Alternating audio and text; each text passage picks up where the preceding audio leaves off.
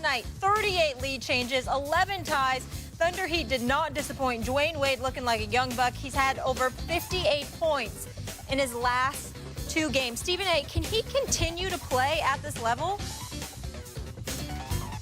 Well, the answer is no if you're talking about over the course of on a daily night, you know, for the remaining 60-plus games.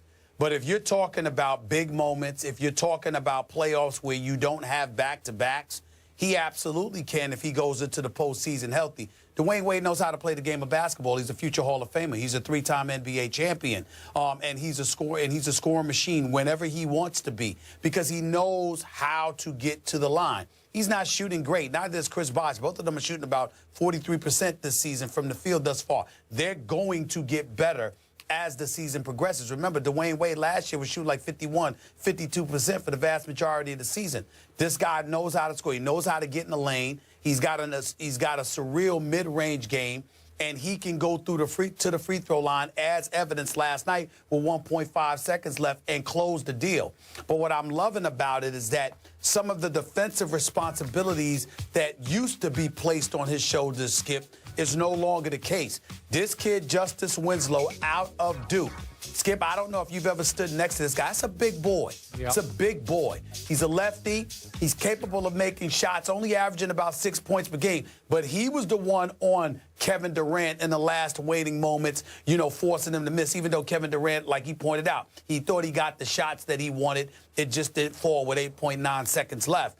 In the end, when you've got a young guy like Justice Winslow who can get all up in you and take some of that defensive responsibility off your shoulders, then you're D-Wade and you can operate offensively because you'll have more energy to do so. And I think that, again, you're not going to get that from him every night. Dwyane Wade could score 28 one night and score 15 to 17 the next. But make no mistake, he can do it when he wants to. He can do it when he needs to. It's just that don't expect it night in and night out. Expect him to show up when the lights shine brightest and a lot is on the line. That's what Dwyane Wade does. If it's against a meaningless team or whatever the case may be, may pick and choose during the regular season to have a big game. Last night, that was a playoff atmosphere that took place in Miami with the Thunder, who they beat in the finals years ago, in the house with Kevin Durant and Russell Westbrook on the floor together. That kind of atmosphere raised the stakes to some degree, and when that happens, Dwyane Wade shines. That is why he is a star. That is why he is a champion. That is why he is a future Hall of Famer.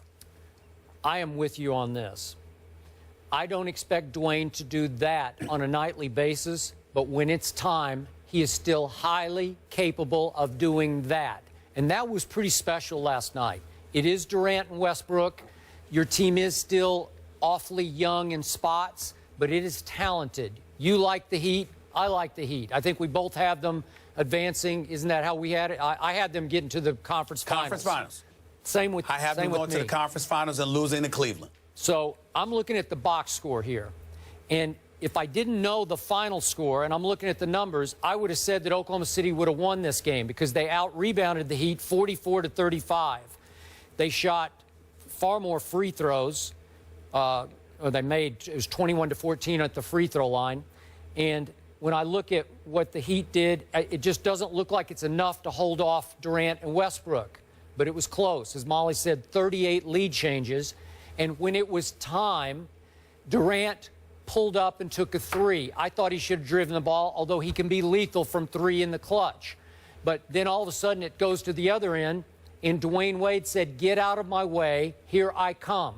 And Stephen A., I don't want to make too big a deal of this, but I hope his best friend LeBron was watching. I will bet LeBron was watching this game because I think he would really enjoy watching this game on TV if he was able to. And what I loved was Dwyane had the guts to take the ball to the basket. He knew he could get to the basket and get fouled, and he did get fouled, so it's a tie game. And obviously, you got to have the guts to go stand there by yourself at the line and make a 15-foot set shot. And he made both of them. Game over, even though Westbrook got a last-second fling at the basket. But there have been so many times when LeBron has driven me crazy because He's just such a freight train. Nobody can keep him from the basket. He could do on a consistent basis what we saw D Wade do last night. Just take it to the basket in the dying moments. You're going to get to the free throw line. And I believe LeBron can make most of those free throws. I know he's had his problems, but Dwyane had no problem. He just stepped right to the line, and there was no doubt about either one of those free throws. And that meant a lot to this Heat team because it told them that against the best teams, the most talented teams, we have a chance because we still have D Wade when we need D Wade. And that's what I loved about this game. Big statement from the Heat. You know, it's interesting. I love how you just took a moment to, get on LeBron James. Well, I mean, it's kind of like how you get on my Cowboys gratuitously. You had to slide that. You had to slide that. But it was true. The Cowboys haven't won a playoff. They've won 2 playoff games in 20 years. LeBron James has 2 rings. Yeah. Okay. Let's understand. There's a discrepancy there. The best player in the land is 2 and 4. He's got 2 titles. He's got 2 titles. He's got 2 titles in the same 20 years at the Dallas Cowboys. Yeah. His favorite team as well as yours, by the way. That's his favorite team, too. Why, I have no idea. Yeah. I don't think mediocre when I think about LeBron James. I personally think that LeBron James should be ashamed of himself for being a Cowboys fan. Makes no sense whatsoever. He's a champion. They're not. I don't understand it. Maybe he'll explain that to me one day. I don't know. Yeah. But please. America you is in crisis. But here's the deal. It's interesting, that you point that out, Skip Bayless, because Dwyane Wade is shooting 80% from the free throw line. Dwyane Wade religiously has shot in the 70 percentile, upper 70s, and when it really, really counts, he makes free throws. LeBron ain't running from the free throw line the way we once thought that he was years and years and years ago. He's not scared to go to the hole, but right now, even right now, Skip, while he's averaging 25 a game, LeBron is only shooting 69% from the free throw line. Not good. So you keep talking about him taking it to the hole. Sometimes you have to recognize some of your deficiencies. LeBron could always be better at the free throw line. Yep. So getting on him about not being so inclined to get to the free throw line, I'm not sure how fair that is, considering that's not one of his strengths. Okay, that's fair. But I do remind you that on opening night this season, LeBron James on that final Cavs possession, I believe it was at Chicago against Gasol. Remember, he just kind of drifted out and thought, I don't think I'm going to attack. I think I'll shoot some kind of hook shot. I don't know what it was, and it got blocked. Okay, so it's not like it's an age-old Achilles heel. It still happens occasionally. And I also want to remind you. It still happens. Yeah.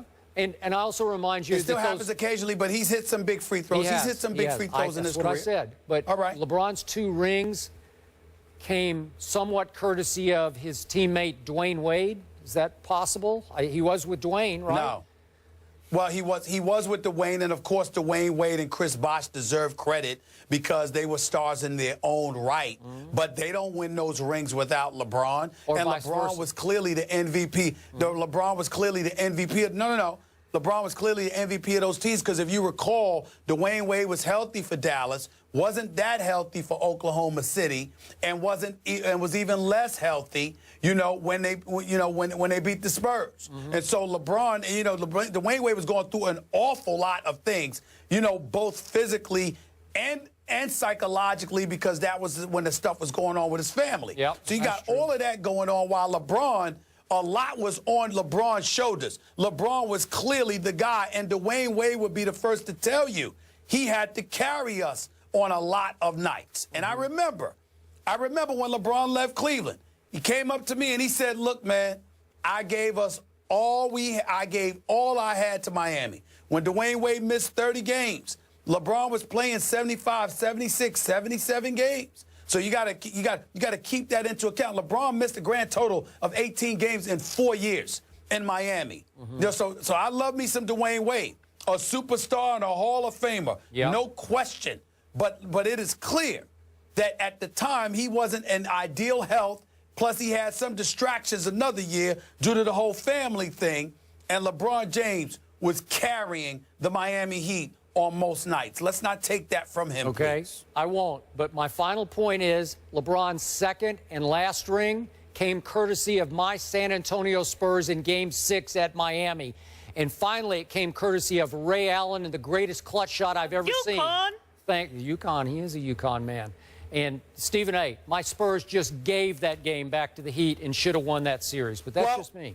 Well, maybe they should have, but they didn't because of Ray Allen in large part. But I do recall that there was a Game 7 where San Antonio came to play, and Tim Duncan, God bless him, missed that shot, that hook in the lane that he almost always makes. But that same game, which was a Game 7, if I remember correctly, without the numbers in front of me, I think LeBron had 37 and 15 in a Game 7. Yeah, and all right then. And my Spurs were mentally shot in Game 7. I have no idea how they even hung in that game. They didn't look it. Well, they didn't look it in Game 7. They came to play. They came to play. As a matter of fact, that was a testament to their greatness even more because most teams who would have lost Game 6 and had to go back on the road for Game 7, even though Game 6 was in Miami too, they went to Game 7 in Miami, and everybody would have assumed they would have gotten blown out, and the Spurs almost won that damn game. They came to play. Yeah. Wade certainly came to play last night. He hadn't scored 25 or more against the Thunder since 2011, a streak of 14 games. And I also found this interesting. 6 of the Thunder's 8 losses this season, all to the Eastern Conference. Not good. No, not good. It was a miracle. Going on with OKC. They got to get it together. Yeah. No question. A miracle in Motown last night as the Pack shocked the Lions. We had a lot of good games last night with a Hail Mary answered. The guys will react to this crazy ending when we come back.